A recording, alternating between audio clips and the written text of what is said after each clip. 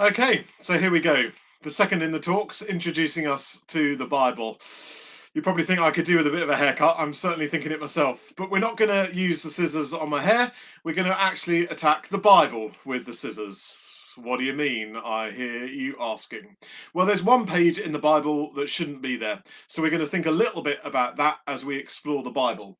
And the point I want to get across today is that this book, though it's 66 books, all within one book, as we explored yesterday, it's actually still one book telling one story.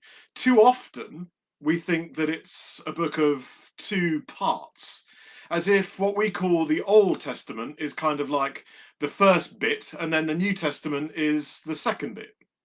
Well, of course, that's true, but we just need to be careful about what we think, therefore, about those two bits. Because without thinking it, sometimes we can start to fall into the trap of thinking the first bit, the Old Testament, if you like, was plan A. And because that didn't work very well, then God came up with the New Testament, plan B. Or we can think, perhaps without really thinking it through, that the Old Testament isn't quite as good as the New Testament, as if the New Testament supersedes the Old Testament. We need to be careful about how we think of the New Testament and the Old Testament. This isn't two books, it's one book telling one story. In the past, often I've read the Bible quite quickly through cover to cover to get a sense of the whole story. To help keep me focused, I've gone through and highlighted particular things. So in this one, I did this in 2002, 2003. I went through looking for all the times promise is mentioned and all the times blessing is mentioned. It's not quite coming up very clearly there, but you can see the different colours as I went through, reading it and highlighting every time promise was mentioned or blessing was mentioned. In this one, I looked for the holiness of God and the grace of God. And again, as I went through, I was highlighting where those things appeared, reading it quite quickly just to get a sense of the story. Where does holiness appear? Where does grace appear? I did it in this one as well, looking for the justice of God as well, starting at the beginning, tracing all the way through. Where does stuff about God's heart for the poor, justice occur? It's a good way of reading the scriptures. And what that does is it shows you that all the way through this one story, there are certain themes. 66 books, different kinds of literature, and yet one story in two parts. As we look through these 66 books from Wednesday, we're going to see again and again how the same themes emerge. How God speaks to his people, often through promises, he can be trusted. How God longs to be with his people.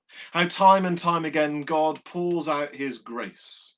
It's not then that the Old Testament is God operating in one way, plan A, and then that didn't work out, so he replaces it with plan B, the New Testament. No, it's one story in two parts. And that's where the scissors come in, because there's a page in the Bible that I think is pretty unhelpful, and it's this one. It's the dividing page between those two parts of the story.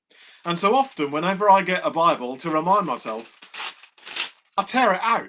We don't need that, actually. It's quite clear where Malachi ends and Matthew begins. And I want to remember that this is one story of God at work with his people. Testament means covenant.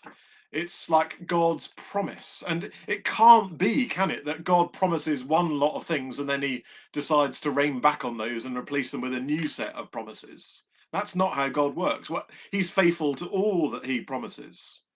That perhaps helps us to think about the Old Testament in a different kind of way. Everything that God promises in Genesis through to Malachi is relevant.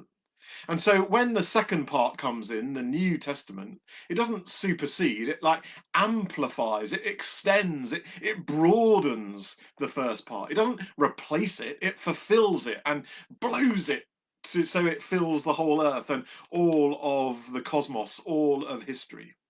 Doesn't do away with then, but amplifies and extends and illuminates what's gone before. So, I'm not going to ask you to get the scissors out and cut your hair or cut up the Bible, but I do want you to get rid of that page that divides the two parts of the story, because it's one story in two parts. not two stories. And maybe as we journey through these books of the Bible, set yourself a target to read it from cover to cover. Take your time or do it quick. Look for those themes and see how this one story holds together.